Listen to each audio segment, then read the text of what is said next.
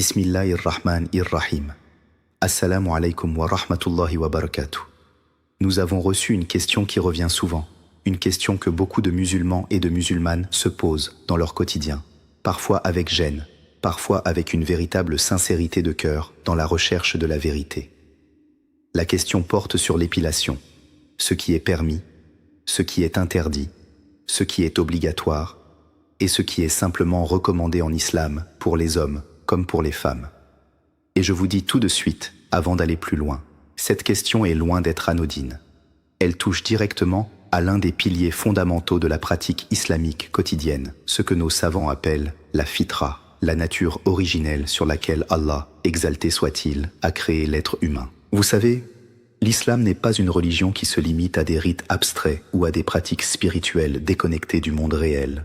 L'islam est un mode de vie complet, diyen kamil, qui guide le croyant dans chaque aspect de son existence, y compris dans la manière dont il prend soin de son corps. Allah, glorifié et exalté soit-il, est Jamil, il est beau et il aime la beauté. Il aime que son serviteur soit propre, présentable, soigné. Et c'est précisément dans cet esprit que le prophète Muhammad, que la paix et les bénédictions d'Allah soient sur lui, nous a transmis des enseignements précis et détaillés sur les pratiques d'hygiène corporelle. Ces enseignements ne sont pas de simples conseils culturels de l'Arabie du 7e siècle. Ce sont des directives divines, inspirées par la révélation, confirmées par la sunna et validées par des siècles de jurisprudence islamique. Avant de plonger dans les détails, permettez-moi de vous demander une chose. Si cette vidéo vous apporte de la clarté, si elle vous aide à mieux comprendre votre religion, si elle vous rapproche d'Allah, abonnez-vous à cette chaîne. Cliquez sur le bouton d'abonnement, activez la cloche pour ne manquer aucune vidéo.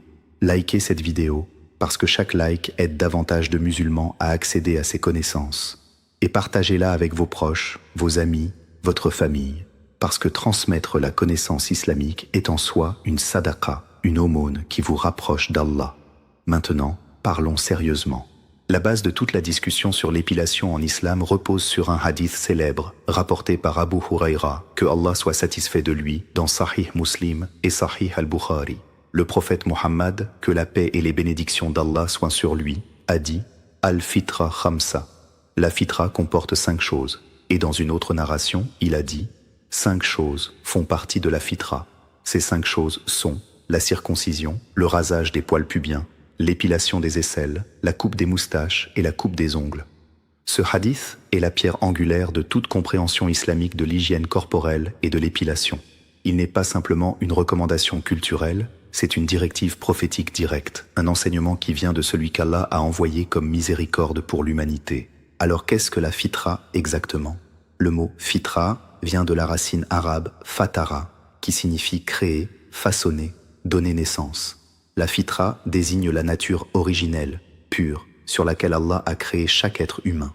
Allah dit dans le Saint-Coran, dans la sourate Ar-Rum, verset 30, « Alors dirige-toi vers la religion, en pur monothéiste. Telle est la nature originelle selon laquelle Allah a façonné les hommes. Nulle altération à la création d'Allah. Telle est la religion droite. Mais la plupart des gens ne savent pas. Subhanallah. Allah parle de la fitra comme d'une nature que lui-même a installée dans l'être humain. Et les pratiques prophétiques d'hygiène, y compris l'épilation, font partie de cette fitra. Elles sont un moyen de préserver et d'honorer la création d'Allah. Les savants ont discuté du statut légal de ces pratiques. Est-ce obligatoire? Est-ce sunna? Est-ce simplement permis? La grande majorité des savants, et parmi eux, Imam al-Nawawi, Ibn Qudama et d'autres imams de grande envergure, s'accordent à dire que le rasage ou l'épilation des poils pubiens et des aisselles est sunna muakkada pour les hommes comme pour les femmes. Sunna muakkada signifie une sunna fortement recommandée, proche de l'obligation. Et le délai maximal pour accomplir ces pratiques est clairement établi dans un autre hadith rapporté par Anas ibn Malik, que Allah soit satisfait de lui, dans Sahih Muslim.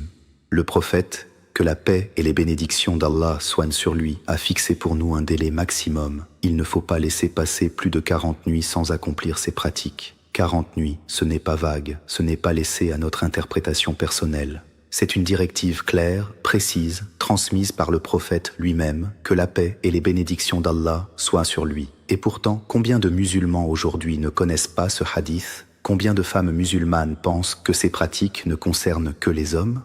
Combien d'hommes négligent ces sunnas en pensant qu'elles sont peu importantes? Frères et sœurs, la beauté de l'islam réside précisément dans ce niveau de détail. Allah et son prophète ne nous ont pas laissés dans l'ignorance sur les questions pratiques de la vie quotidienne. Ils nous ont guidés avec précision, avec sagesse, avec amour pour notre bien-être dans ce monde et dans l'au-delà. Passons maintenant à un aspect crucial de cette question, celui qui génère le plus de confusion et le plus de questions. Quelle méthode d'épilation est permise? Peut-on utiliser des rasoirs, des crèmes dépilatoires, de la cire, des appareils modernes? La réponse, et c'est une réponse que j'ai envie que vous reteniez, est la suivante. La méthode n'a pas d'importance dans la majorité des cas. Ce qui compte, c'est le résultat, l'élimination des poils. Nos savants classiques n'avaient pas accès aux appareils d'épilation modernes, évidemment, mais ils ont posé un principe fondamental en jurisprudence islamique. Al-umur bimaqasidiha. Les choses sont jugées selon leurs objectifs. Si l'objectif est d'éliminer les poils pubiens et des aisselles pour respecter la fitra, alors toute méthode légale qui permet d'atteindre cet objectif est permise, qu'il s'agisse d'un rasoir, d'une pince, d'une crème dépilatoire halal dans ses ingrédients ou d'une cire. Cependant, et c'est ici que nous devons être vigilants, certaines méthodes d'épilation soulèvent des questions spécifiques qui méritent notre attention. Parlons d'abord du tatouage permanent ou de l'épilation au laser définitive. Le principe général en islam est que toute modification permanente et irréversible du corps humain est soumise à des conditions strictes. L'épilation au laser n'est pas une modification permanente au sens strict du terme dans tous les cas, mais elle produit des résultats durables. La majorité des savants contemporains ont dit que l'épilation au laser est permise pour les parties du corps qu'il est recommandé d'épiler, les poils pubiens, les aisselles, et même pour certaines autres parties du corps, à condition que cela ne cause pas de tort, et que ce soit dans un cadre respectueux des règles islamiques en matière de pudeur, l'aura. Et c'est justement ce point qui nous amène à une question très importante concernant les femmes en particulier. Une femme peut-elle aller dans un salon d'esthétique pour se faire épiler? Et si oui, par qui? La règle islamique est claire sur ce point. Une femme ne peut pas exposer son avrache, les parties de son corps qui doivent rester couvertes, à quelqu'un d'autre, sauf en cas de nécessité absolue. Pour une femme, l'avrache devant une autre femme musulmane va généralement du nombril au genou. Devant un homme qui n'est pas son mahram, un homme qui n'est pas son père, son frère, son mari, son fils ou un autre parent proche, l'avra s'étend à l'ensemble du corps, à l'exception du visage et des mains selon l'opinion majoritaire. Cela signifie qu'une femme ne peut pas se faire épiler les jambes, la zone pubienne, les aisselles ou toute autre partie intime par un homme qui n'est pas son mari. Cela est clairement interdit. Quant à se faire épiler par une autre femme, la règle est plus nuancée. Si la partie à épiler ne fait pas partie de l'avra devant les femmes, comme les bras ou les jambes par exemple, alors c'est permis dans la mesure où la personne qui épile est une femme.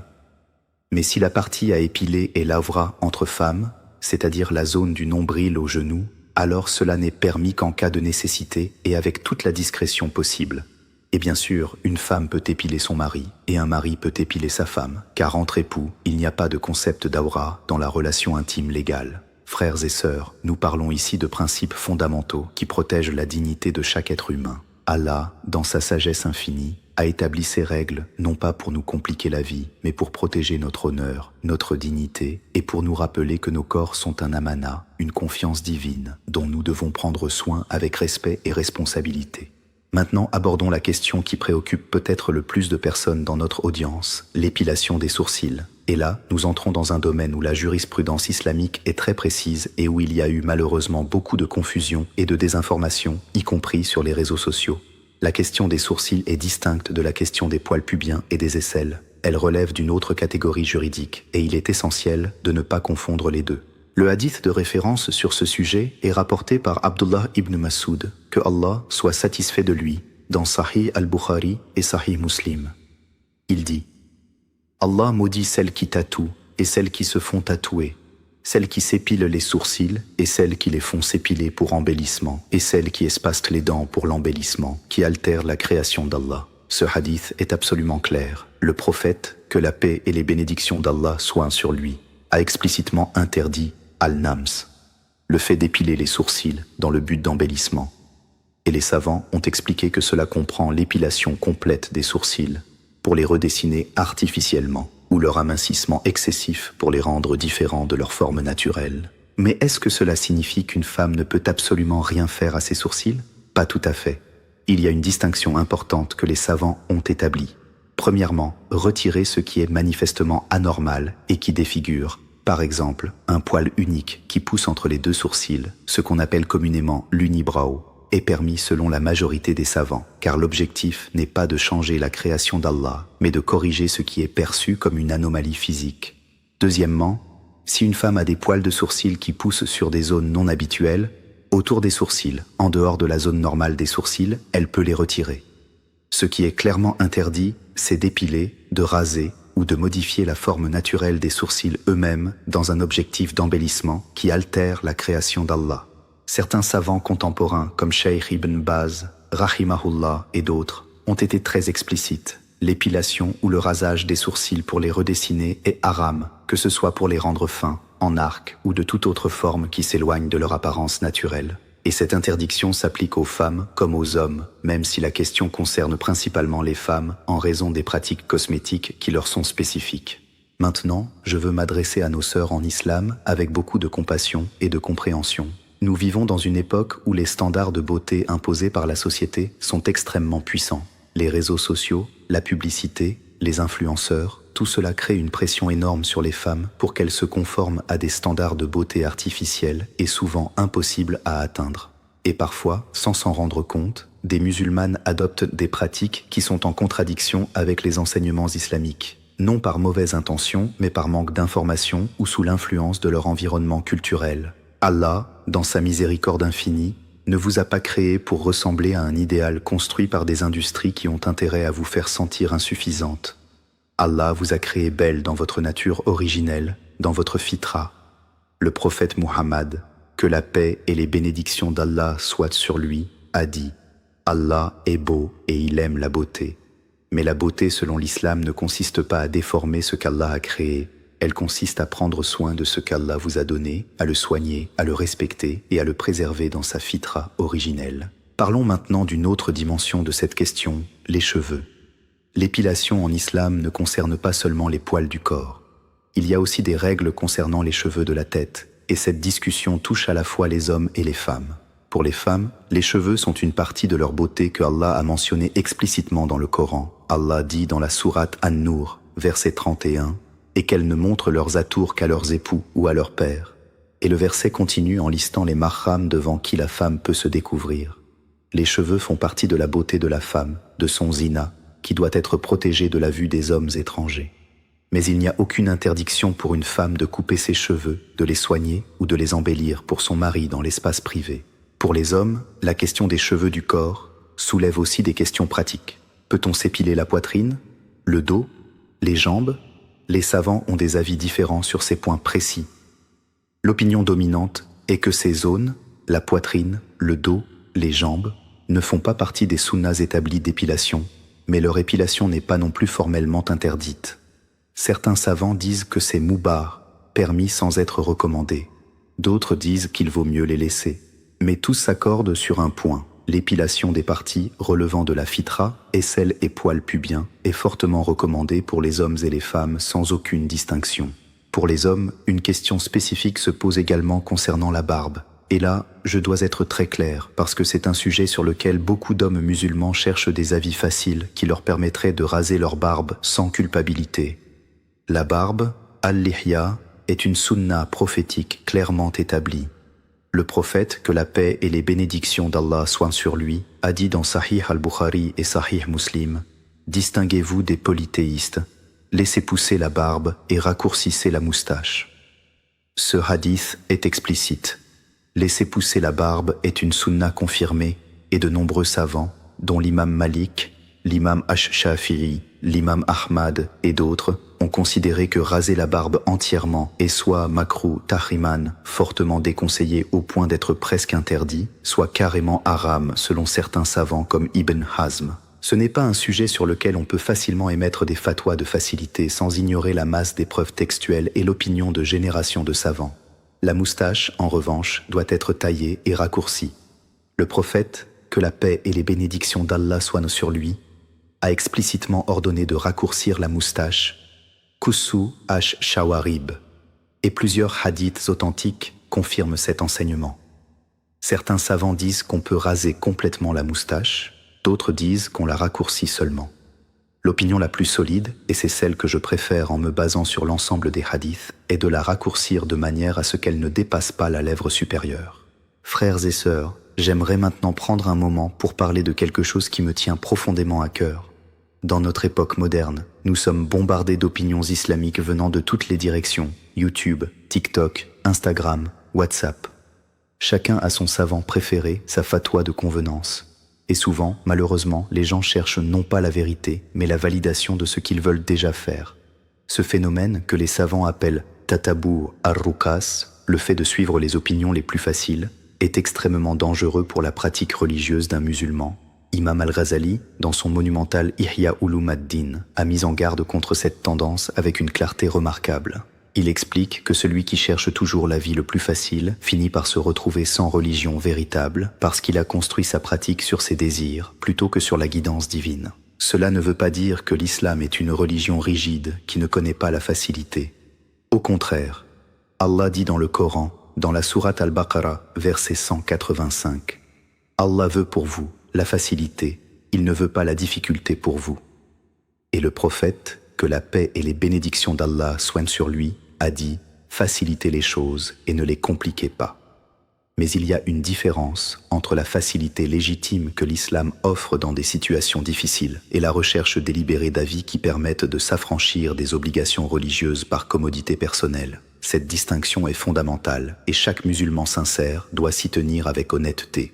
Revenons à notre sujet principal et approfondissons un aspect que beaucoup de personnes ne connaissent pas bien. L'épilation dans des contextes spécifiques, notamment lors du pèlerinage, le Hajj et la Umrah. Lorsqu'une personne est en état d'ihram, l'état sacré du pèlerin, il lui est interdit de couper les cheveux, de se couper les ongles ou de se raser. Cette interdiction temporaire vise à symboliser l'abandon de tout ce qui est mondain et superficiel pour se concentrer entièrement sur l'adoration d'Allah. Allah dit dans la sourate Al-Baqarah, verset 196, « N'en rasez pas vos têtes avant que l'offrande n'ait atteint son lieu d'immolation. » Et après la fin de l'ihram, le pèlerin est invité à se raser ou se raccourcir les cheveux en signe d'accomplissement du rituel. Cette prescription temporaire confirme par la négative l'importance de l'entretien du corps en temps normal. Si Allah l'interdit dans un contexte précis de dévotion intensive, c'est bien que normalement, c'est non seulement permis mais recommandé. Permettons maintenant d'aborder la question des sourcils pour les hommes. Est-il permis pour un homme de se faire épiler les sourcils? Et là, la réponse est encore plus catégorique. L'épilation des sourcils pour les hommes est considérée par la grande majorité des savants comme interdite, et ce pour deux raisons. Premièrement, parce que le hadith d'Ibn Mas'ud, cité précédemment, ne fait pas de distinction entre hommes et femmes. Il interdit al-nams en général. Et deuxièmement, parce que les hommes qui imitent les femmes dans leurs pratiques cosmétiques, ce qu'on appelle at-tashabu bil nisa, sont explicitement réprimandés dans les hadiths authentiques. Le prophète, que la paix et les bénédictions d'Allah soient sur lui, dans Sahih al-Bukhari, a maudit les hommes qui imitent les femmes et les femmes qui imitent les hommes. Donner à ses sourcils une forme artificielle, les amincir de manière à les rendre féminins, tout cela entre dans cette catégorie. Il y a cependant, et je veux être juste et équilibré dans ma présentation, une exception mentionnée par certains savants pour les hommes. Si les sourcils sont tellement épais et envahissants qu'ils constituent un véritable handicap esthétique anormal, par exemple, des sourcils qui rejoignent excessivement au milieu ou qui tombent sur les yeux, alors une légère correction est permise dans un esprit de corriger une anomalie et non d'imiter un idéal de beauté féminin. Mais cette exception est limitée et ne doit pas servir de porte d'entrée pour des pratiques cosmétiques généralisées sur les sourcils masculins. Je veux maintenant parler d'un aspect que beaucoup de nos frères et sœurs oublient souvent dans la discussion sur l'épilation en islam, la niyya, l'intention. En islam, les actes sont jugés par leurs intentions, comme nous l'a enseigné le prophète, que la paix et les bénédictions d'Allah soient l'un sur lui, dans le célèbre hadith d'Omar ibn al-Khattab, que Allah soit satisfait de lui, rapporté dans Sahih al-Bukhari et Sahih Muslim. Les actes ne valent que par les intentions, et chaque personne n'aura que ce qu'elle a eu comme intention. Lorsque vous vous épillez les aisselles ou rasez les poils pubiens dans le cadre de la fitra islamique, si vous le faites avec l'intention consciente d'obéir à Allah et à son prophète, de respecter votre corps tel qu'Allah l'a voulu, de vous purifier pour vous rapprocher d'Allah, cet acte banal d'hygiène devient un acte d'adoration, un ibadah, et c'est là toute la beauté de l'islam. Allah transforme les actes les plus ordinaires de votre vie en actes de dévotion lorsqu'ils sont accomplis avec la bonne intention et dans le respect de ses commandements. Il y a aussi une dimension spirituelle profonde dans la préservation de la fitra. Nos savants ont expliqué que les pratiques de la fitra, dont l'épilation, ont un impact direct sur notre état spirituel. Lorsqu'on néglige l'hygiène corporelle, lorsqu'on laisse les poils s'accumuler au-delà du délai prescrit, cela affecte non seulement notre propreté physique, mais aussi notre clarté spirituelle. Le corps et l'âme sont liés. L'islam ne sépare pas le physique du spirituel. Le prophète, que la paix et les bénédictions d'Allah soient sur lui, a dit « La pureté est la moitié de la foi ». Et la pureté en islam, at-tahara, englobe à la fois la pureté rituelle, la propreté physique et la pureté morale. Elles sont inséparables. Je veux maintenant m'adresser spécifiquement à nos sœurs qui peuvent se sentir mal à l'aise avec certaines de ces discussions. L'islam parle ouvertement et clairement de ces sujets parce qu'Allah, glorifié soit-il, ne se gêne pas de la vérité. Allah ne nous a pas créés pour vivre dans l'embarras de notre propre nature humaine. Ces sujets ont été discutés par les compagnons du prophète, que Allah soit satisfait d'eux, avec toute la franchise nécessaire, parce qu'ils comprenaient que la religion doit guider chaque aspect de la vie. Aïcha, que Allah soit satisfait d'elle, la plus grande savante parmi les femmes de sa génération, a transmis des hadiths sur des sujets intimes avec une clarté exemplaire, parce qu'elle comprenait que les musulmanes ont besoin de guidance dans tous les domaines de leur vie. Chers frères et sœurs qui nous regardent et qui ne sont peut-être pas musulmans, je veux vous dire quelque chose. Ces discussions sur l'hygiène corporelle en islam ne sont pas les manifestations d'une religion obsédée par des règles arbitraires. Ce sont les manifestations d'une religion qui prend soin de l'être humain dans sa totalité, corps, âme et esprit. Ces règles révèlent un amour profond du Créateur pour ses créatures. Allah, glorifié et exalté soit-il, veut que vous soyez propres, dignes, respectables. Il veut que vous honoriez le corps qu'il vous a donné. Il veut que vous viviez dans la fitra, dans votre nature la plus pure et la plus noble. L'épilation dans l'islam n'est pas une question de mode ou de tendance culturelle. C'est une pratique ancrée dans la révélation divine, transmise par le meilleur des êtres humains, le prophète Muhammad, que la paix et les bénédictions d'Allah soient sur lui, et pratiquée par des générations de musulmans à travers les siècles. Lorsqu'un musulman ou une musulmane accomplit ces pratiques, il ou elle est en connexion directe avec une chaîne de transmission spirituelle qui remonte jusqu'au prophète lui-même. Maintenant, il y a une question pratique que certains se posent. Comment gérer l'épilation dans le cadre du travail ? Certains travaillent dans des environnements où ils n'ont pas toujours accès à des salles de bain privées ou à des moments d'intimité. Est-ce une excuse pour négliger ces pratiques? La réponse est non. Le hadith que nous avons cité, ne pas dépasser 40 nuits, nous donne un délai suffisamment long pour que même les personnes ayant les emplois du temps les plus chargés puissent respecter cette sunna. Et Allah sait votre intention. Si vous faites votre possible dans les conditions qui sont les vôtres, Allah, dans sa miséricorde, vous en sera reconnaissant. Mais négliger intentionnellement ces pratiques parce qu'on les juge insignifiantes ou démodées, c'est là où on doit s'interroger. Je voudrais aborder maintenant la question de l'épilation dans le cadre du mariage. L'islam accorde une grande importance à l'attraction mutuelle entre époux et à la préservation de la beauté au sein du couple. Le prophète, que la paix et les bénédictions d'Allah soient sur lui, a dit dans un hadith rapporté par Al-Hakim et authentifié: « Il n'est pas permis à la femme d'aller en pèlerinage, sauf si son mari lui donne la permission.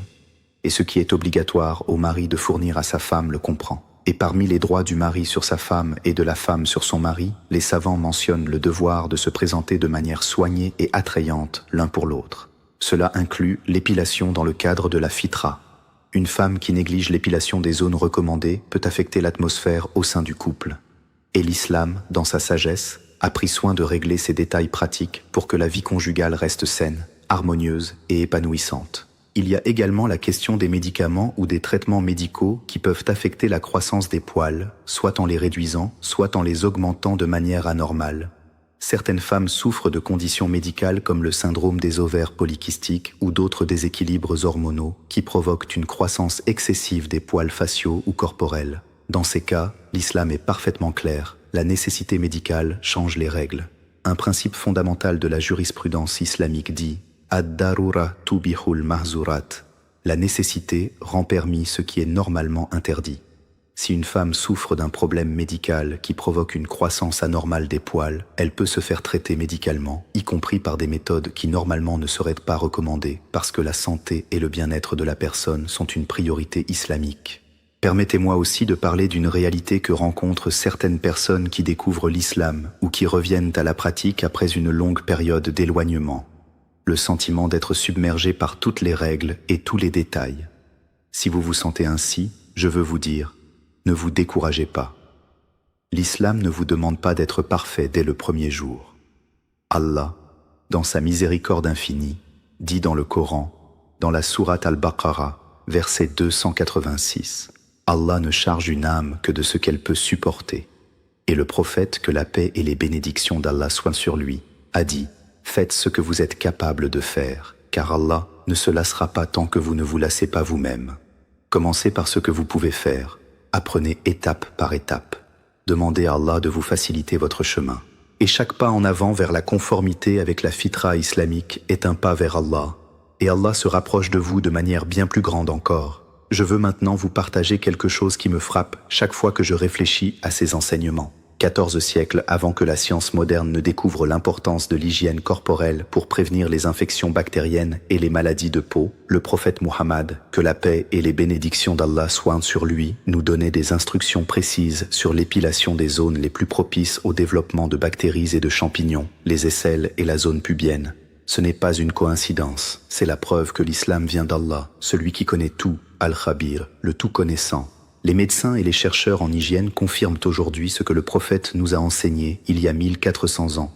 Les poils dans les zones d'aisselle et pubiennes retiennent la transpiration, favorisent la prolifération bactérienne et peuvent être une source d'infection et de mauvaises odeurs lorsqu'ils ne sont pas régulièrement retirés. L'islam vous protège non seulement spirituellement, mais aussi physiquement. Il est une miséricorde complète pour l'humanité. Revenons maintenant pour clarifier quelques points qui pourraient encore prêter à confusion. Premièrement, est-il permis à une femme de se raser les poils des jambes? La réponse majoritaire des savants est que c'est permis, car les poils des jambes ne font pas partie des pratiques obligatoires ou fortement recommandées de la fitra, et leur épilation ne tombe pas dans la catégorie des modifications interdites. Donc, oui, une femme peut se raser les jambes si elle le souhaite. Deuxièmement, est-il permis à un homme de se raser les poils de la poitrine ou du dos? Les savants sont plus nuancés sur ce point. L'opinion générale est qu'il n'y a pas d'interdiction explicite, mais certains savants ont dit que cela ressemble à l'imitation des femmes et est donc déconseillé. Il vaut mieux s'abstenir, ou au moins ne pas en faire une habitude régulière si ce n'est pas nécessaire. Troisièmement, les sourcils. Encore une fois, parce que c'est vraiment la question qui revient le plus souvent. Non, une femme ne peut pas modifier la forme de ses sourcils de manière à changer leur apparence naturelle. Cela inclut l'épilation en arc, l'amincissement excessif, ou le rasage suivi de dessins au crayon. Cette pratique est explicitement interdite dans les hadiths authentiques. Je veux conclure cette partie en vous rappelant quelque chose d'essentiel. Ces règles islamiques sur l'épilation ne sont pas des restrictions arbitraires qui cherchent à vous priver de beauté ou de confort. Ce sont des balises divines qui vous aident à naviguer dans votre vie quotidienne avec sagesse, dignité et conscience de Dieu. Chaque fois que vous accomplissez une sunnah prophétique, même quelque chose d'aussi simple que de vous épiler dans le cadre de la fitra, vous faites partie d'une communauté qui s'étend sur 14 siècles et qui a suivi les traces du meilleur des hommes, le prophète Muhammad, que la paix et les bénédictions d'Allah soient sur lui. Et maintenant, permettez-moi de vous parler du cœur de la question. Pourquoi tout cela est-il important pour votre relation avec Allah? Parce que l'islam n'est pas une liste de règles. L'islam est une relation d'amour et d'obéissance entre le serviteur et son Seigneur. Lorsque vous respectez les pratiques de la fitra, vous dites à Allah, « Je prends soin du corps que tu m'as donné, je l'honore, je le traite avec respect. » Et cette attitude de gratitude et de soin envers votre corps est en elle-même une forme d'adoration. Allah dit dans le Coran, dans la sourate Ibrahim, verset 7, « Et quand votre Seigneur proclama, « Si vous êtes reconnaissant, très certainement j'augmenterai mes bienfaits pour vous. Mais si vous êtes ingrat, certes, mon châtiment est terrible. » Prendre soin du corps qu'Allah vous a donné, dans le respect de ses prescriptions, est une manifestation de votre gratitude envers lui. Et Allah promet d'augmenter ses bienfaits pour les reconnaissants. Frères et sœurs, nous arrivons maintenant vers la fin de cette présentation et je veux vous laisser avec quelques points clés à retenir. Retenez d'abord que l'épilation des aisselles et la coupe ou le rasage des poils pubiens font partie des pratiques de la fitra, la nature originelle islamique, et sont fortement recommandées pour les hommes comme pour les femmes, avec un délai maximum de 40 nuits. Retenez ensuite que l'épilation des sourcils dans un but d'embellissement est interdite en islam, et ce pour les hommes comme pour les femmes, sur la base de hadiths authentiques et clairs. Retenez également que les méthodes d'épilation sont libres dans leur grande majorité, rasoir, crème, cire, laser, tant que les ingrédients sont halal, que l'aura est respectée et que l'objectif est conforme aux prescriptions islamiques. Retenez aussi que la barbe est une sunna confirmée pour les hommes que les savants ont majoritairement considérée comme obligatoire ou fortement recommandée, et que la moustache doit être raccourcie. Et retenez enfin que toutes ces pratiques, accomplies avec la bonne intention, deviennent des actes d'adoration qui vous rapprochent d'Allah.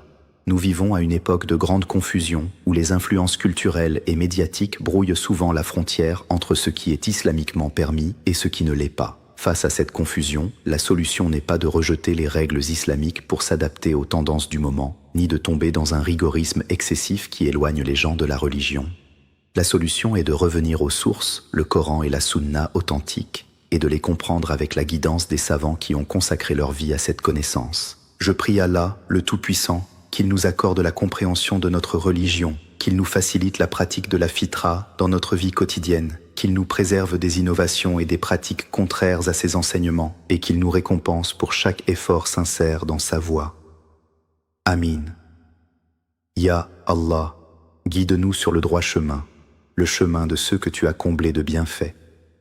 Ya Allah, facilite-nous l'obéissance à tes commandements et l'application de la sunna de ton prophète dans tous les aspects de notre vie. Ya Allah, pardonne-nous nos erreurs passées commises par ignorance et aide-nous à progresser chaque jour dans notre pratique. Ya Allah, accorde la miséricorde à ceux qui nous ont transmis cette connaissance, nos savants, nos parents, nos enseignants. Ya Allah, fais de nous des serviteurs qui te sont reconnaissants et qui honorent le corps que tu nous as donné. Amin.